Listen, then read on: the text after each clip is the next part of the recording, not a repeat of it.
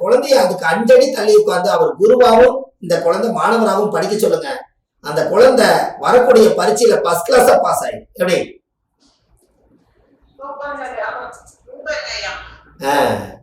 சின்ன சின்ன பரிகாரம் தான். ஒரு சப்போட்டா பழம், எனக்கு யாருமே உதவி செய்ய யாருமே இல்லைன்னு சொல்றாங்க. ஒரு சப்போட்டா பழத்தை வாங்கி இனிமேலாவது எனக்கு ஒரு உதவி கிடைக்குன்னு ஒரு இல்லாத உங்களுக்கு வயிறார பசியோட இருக்கிறவங்களுக்கு ஒரு சப்போட்டா பழத்தை வாங்கி அவருக்கு தானமா கொடுங்க. அன்னையிலிருந்து உங்களுக்கு சப்போர்ட் கிடைக்கும். எப்படி? எல்லாத்துலயும் பழத்துல பூரா பரிகாரம் இருக்குது. நீங்க கவலையப்படாதீங்க. எலுமிச்சம்பழத்தை அறுத்து வச்சு ஒரு கெமிக்கலான குங்குமத்தை தொடவி திருஷ்டி வச்சு நீங்க வைக்கிறத விட சிவப்பு கொய்யா பழத்தவே அறுத்து வச்சுட்டு போயிடலாமே.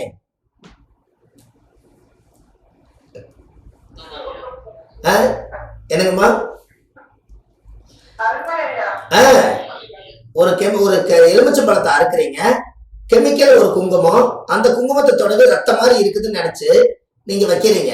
இது எல்லாருமே உலகம் பூரா வைக்குது.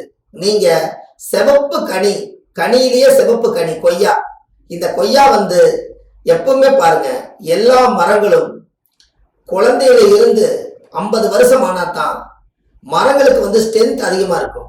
ஆனா கொய்யா மரத்துக்கு மட்டும் பிறந்ததுல இருந்து வளர வரைக்கும் அதுக்கு ஸ்ட்ரென்த்தா தான் வளரும். அவ்வளவு பெரிய கெட்டியான சத்தியான ஒரு கனியே கொய்யா கனி தான். அந்த கொய்யா கனி, சிவப்பு கொய்யா கனியில ஒரு மிகப்பெரிய ஒரு மருத்துவம் இருக்குது. நீங்க அதை 2 அறுத்து 2 மூடியும் கிழக்கு பார்த்து நீங்க சூரியனை பார்த்து வச்சீங்கன்னா, உங்களுக்கு எல்லாரும் எலுமிச்சம்பழம் வச்சிருக்காங்க, இவங்க கொய்யாப்பழம் வச்சிருக்காங்க, இவங்க வீட்டுல ஏதோ ஒரு சக்தி இருக்குதுன்ட்டு அந்த வீட்டுக்குள்ள உள்ளே கூட நுழைய மாட்டாங்க. இது அருமையான பரிகாரம் அல்லவா? அப்போ சின்ன சின்ன பரிகாரம் தான். நீங்க சாதாரணமா பாத்துக்கங்க. உங்களை யாராவது எதிர்த்து பேசுறாங்களா, உங்களை யாராவது ரொம்ப துடிச்சல பேசுறாங்களா, காலையில கருங்கல்ல சுத்தியில உடைச்சிட்டு போய் ஆபீஸ்ல உட்காருங்க. அன்னைக்கு ஒரு நாள் உங்களை யாரும் பேச மாட்டாங்க.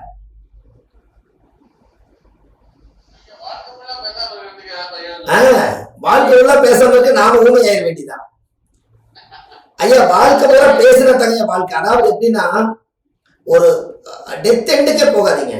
நம்மளுக்கு மண்ணு கல்லா மாற 5000 வருஷம் ஆகும், 5 லட்சம் வருஷம் ஆகும். மண்ணு கல்லா மாற 5 லட்சம் வருஷம் ஆகும். 5 லட்சம் வருஷமா ஒரு கல்லு உருவாகி இருக்கிறத ஒரு கல்லு மேல வச்சு ஒரு சுத்தியில எடுத்து உடைச்சிங்கன்னா 5 லட்சம் வருஷமா உயிர் வாழ்ந்த அந்த கல்லுக்கு உயிர் போயிருமா? அப்ப நீங்க ஜெயிச்சிட்டீங்க. நீங்க கல்லு தோத்துருச்சு. அதனாலதான் நீங்க கருங்கல்ல காலையில உடைச்சு பாருங்க, யாரும் உங்ககிட்ட எதிர்த்து பேச மாட்டாங்க. நம்ம கிட்ட இங்கிருந்து பஸ் ஏறி போய் ஓனர் சத்தம் போடுவாருன்னு, எப்ப போனாலும் 10 நிமிஷம் 1/4 மணி நேரம் லேட் ஆகி போனா அவர் சத்தம் போடுவாரு. இதை சொன்னாரு, இந்த ஓனருக்கு ஏதாவது வாய் அடிக்கிறதுக்கு ஏதாவது வழி சொல்லுங்கன்னாரு. நாம ஜோசியர் தான், தப்பானதெல்லாம் பண்ண மாட்டேங்க, ஒரு பரிகாரம் சொல்ற கேளுங்கன்னாரு. ஒரு கருங்கல்ல காலையில சுத்தியில உடைச்சிட்டு போங்க, அப்புறம் எப்படி இருக்குன்னு பாருங்க. ஒரு 4 நாள் உடைச்சிட்டு போனாரு. 5வது நாள் லேட்டானாலும் பரவாயில்ல தம்பி, வரும்போது ஒரு காப்பி ஆரி பவுல்ல வாங்கிட்டு வந்துருந்தாரு. அப்ப என்ன வேலை செய்யுதுன்னா, அவரு கல்ல உடைக்கல, நீங்க கல்ல உடைச்சுக்கிறீங்க. அப்ப உடைச்சவர்தான் ஜெயிச்சிட்டாரு. அதனால இதெல்லாம் அருமையான ரகசிய பரிகாரம். நீங்க என்ன பண்ணிட்டு வந்துக்கிறீங்கன்னு மத்தவங்களுக்கு தெரியாது. இத ஒரு இடத்துல யார் எதிர்த்து பேசுறாங்களோ அவங்களுக்கெல்லாம் இதை நீங்க செய்யுங்க. இதெல்லாம் கரெக்டா. அப்ப இதெல்லாம் ஒரு சாதாரண விஷயமா? இப்ப நீங்க ஒண்ணும் இல்ல, ஒருத்தர் காணாம போயிட்டாரு.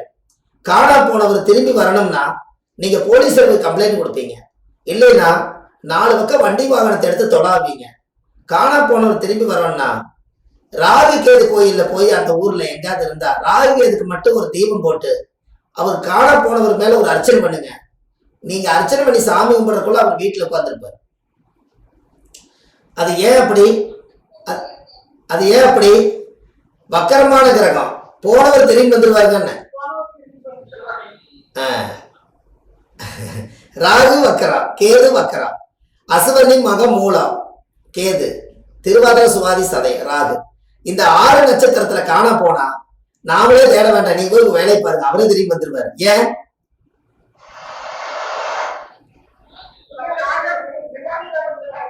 அவ்வளவுதான், பாத்துக்கங்க, முடிஞ்சு போச்சா? அப்படி இல்லைனாலும் ஹலோ, ஆமா, அது அப்புறம் சொல்றேன், அந்த பரிகாரம் அப்புறம் சொல்றேன். காணா போனதுக்கு ஒன்னுக்கு போயிடாதீங்க, அதுதான் உங்களுக்கு எடுத்துக்க முடியாது. ராகு கேது அது அப்புறம் பாத்துக்கலாம். ராகு கேதுக்கு முழுமை அடைஞ்சிருங்க, பரிகாரத்தை முழுமை அடைஞ்சிருங்க. ஒருத்தர் காணாம போயிட்டாங்கன்னா ராகு கேது நட்சத்திரங்கள் ஏன் நம்ம வந்து எடுத்தோம் அப்படின்னா, ஒரு பொருளை திருப்பி தருவது ராகு. நல்லா பாத்துங்க, ராகு கேது நட்சத்திரங்கள் எல்லாமே பாருங்க, எல்லாமே பின்னோக்கி இருக்குது. யாராவது கேது திசை நடந்தா விநாயகர் கோயில்ல போய் முன்னாடி வைக்காதுக்கு தெய்வத்தை, பின்னாடி வைங்க. என்ன எப்படி அம்மா புரியுதா? ராகு ரிவர்ஸ், கேது பின்னாடி தானே இருக்குது.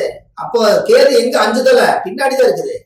பின்னாடி வச்சு யாராவது முதுகு கட்டை வந்து கேது விநாயகருக்கு வச்சு சாயம் போட்டு பாருங்க, கேது ஃபர்ஸ்ட் கிளாஸா வேலை செய்யும். ஒரு தெர்ப்பப்பிள்ளை வச்சு, தெர்ப்பப்பிள்ளையில கொஞ்சம் கத்தரிச்சு போட்டு விநாயகர் கொண்டு தண்ணி எடுத்து ஊத்துங்க.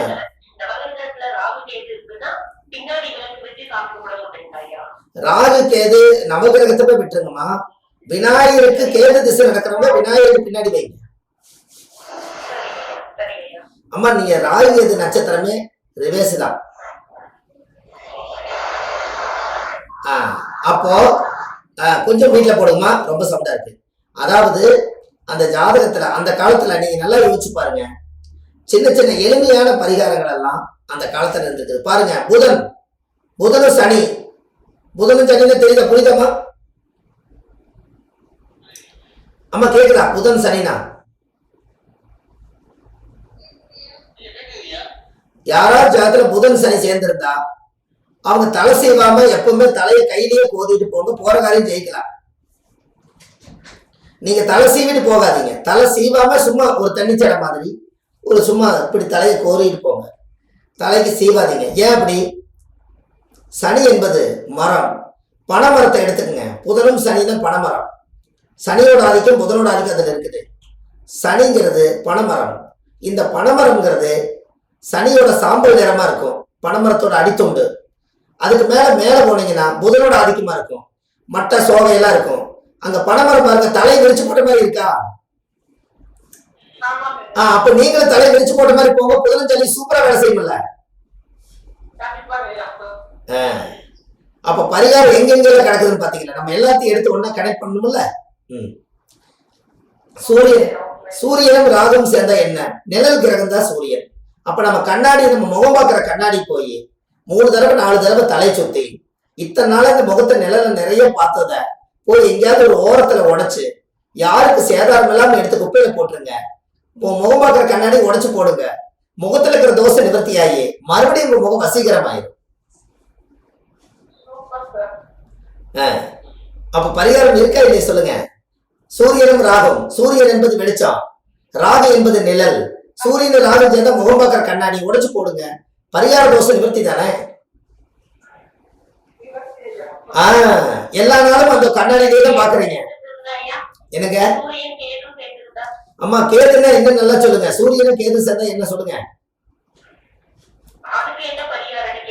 அம்மா? நல்லா பாத்துக்குங்க, சூரியனும் கேதும் சேர்ந்தா ஞாயிற்றுக்கிழமைக்கு பூமுடி கொடுக்கறது சிறப்பல்லவா? பூமுடி கொடுப்பீங்கல்லம்மா கோயிலுக்கு போய். அது சூரியனும் கேதும் இருக்கிற கேதுன்னு தொங்குறது முடி எல்லாமே அதுதானே. அப்ப சூரியனுங்கிறதான தலை. அப்ப பூமுடி கொடுங்க, சாமிக்கு வந்து பூமுடி கொடுப்பீங்கல்லம்மா.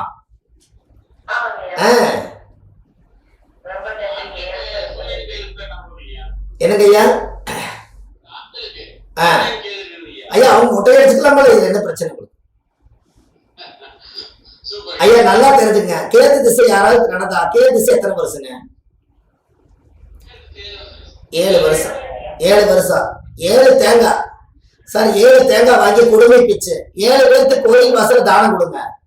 அதாவது முடி வந்து சிவனோட முடி வந்து குடுமை பிச்சுட்டீங்கன்னா கேதா மாறிடுமில்ல. 7 தேங்காய் கொடுத்துட்டு வாங்கன்னு. கேதுன்னா முடி, இதோட முடி அவ்வளவுதான் முடிஞ்சது. குடுமை பிச்சீங்கன்னா என்ன ஆகும் சார்? குடுமையை பிக்கலைன்னா ராஜாவாயிருவார் சூரியன். தேங்காய் குடுமை பிச்சா கேதா மாறிடுவார்ல. கத்திரிக்காய் என்ன கிரகம்?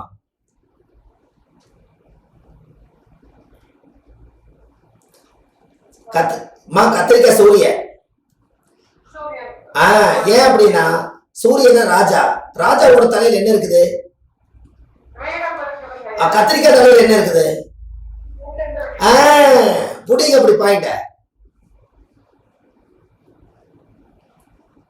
அம்மா கரெக்டா? அப்போ நமக்கு சூரிய தோசை நிவர்த்தி ஆகணும்னா அப்ப சூரியன் தான் கத்திரிக்காய்னா அப்ப கத்திரிக்காய் குழம்பு வச்சு யாசகம் வாங்கி சாப்பிட்றவங்களுக்கு வயிறார வீட்டுல கூட்டிட்டு வந்து கத்திரிக்காய் குழம்பு வச்சு அவங்களுக்கு சாப்பாடு ஞாயிற்றுக்கிழமை அன்னைக்கு நீங்க போட்டீங்கன்னா உங்களுக்கு சூரிய தோசை நிவர்த்தி ஆகும்லமா? அப்போ ஒரு அந்த அவங்க எல்லாமே கத்திரிக்காய், பீக்கங்காய், வெண்டைக்காய், அப்புறம் பாவக்காய், இவங்க எல்லாம் அக்கா மாதிரி வர்றாங்களா இல்லையா? இவங்க எல்லாம் 11ஆம் மூத்தவங்க இல்ல. அவங்க எல்லாம் இப்போ யாசகம் வாங்குறவங்க எல்லாம் மூத்தவங்க தானே, நம்ம சன்னியாசிகள். அவங்களை கூட்டிட்டு வந்து மூத்தவங்களுக்கு சாப்பாடு கொடுங்களே. எனக்கு வெண்டைக்காய், கத்திரிக்காய், பீக்கங்காய், இவங்க எல்லாம் அக்கா மாதிரி தானே. இதுல நீங்க பிரிங்க, ரகத்தெல்லாம் பிரிங்க சார். சாதாரணமா வாழைக்காய்ன்னு சொல்றீங்க இல்லைங்களா? வாழை மரத்தை ஒரு கல்யாணம் ஆகிற பொண்ணு, வாழைய கல்யாணம் ஆகாதவங்க நீங்க ஒரு ஈனாத வாழைக்கண்ணு வாங்கி கொண்டு போய் நீங்க ஒரு கோயில்ல கொண்டு போய் வாழைக்கண்ணு வச்சு நீங்க அவங்கள தண்ணி ஊத்திட்டு தண்ணி வைக்க சொல்லுங்க, தண்ணி ஊத்த சொல்லுங்க. ஒரு 2-3-4 நாளைக்கு தண்ணி ஊத்துக்கு அதுக்கு உயிர் வந்துடும். அதுக்கப்புறம் வாழையை வெட்டினாலும் வெட்ட தலையும். அதனால கொண்டு போய் அந்த வாழையை கொண்டு போய் அவங்க கோயில வைக்க சொல்லுங்க. வாழை வச்சீங்கன்னா என்ன ஆகும் அப்படின்னா அது அது அது வளர்ந்து அது அது பழமாகி சாப்பிட்டு அபிஷேகம் கோயிலுக்கெல்லாம் போகும். ஆனா நான் வைக்க சொன்னது என்னன்னா வாழவைன்னு சொன்னோம். வாழவை வாழவை நீ வாழவை எப்படி? வாழவை அவங்கள வாழவை நீ வாழவை, பிரிக்காத நீ வாழவை அப்படின்னாங்க. ஒரு கன்னி பெண்ணாக்குறவங்க எல்லாம் ஒரு அதனாலதான் அந்த காலத்துல தாரதோஷம் இருந்ததுனாலதான் அந்த அந்த வாழைக்கு வந்து ஈனாத வாழைக்கு தாலி கட்டி அதை கட் பண்ணதுக்கு காரணமே அந்த வாழ்க்கை அந்த தோஷம் போகட்டுங்கிறதுக்காகத்தான். நீங்க அதுவே செய்ய வேண்டாம்.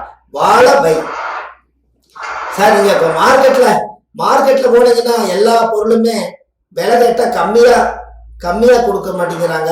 சொன்ன விலைக்கே கொடுக்குறாங்கிறீங்க. கொஞ்சமாவது குறைக்கணும்னா முதல் போனோன்னே இந்த வாழைப்பழ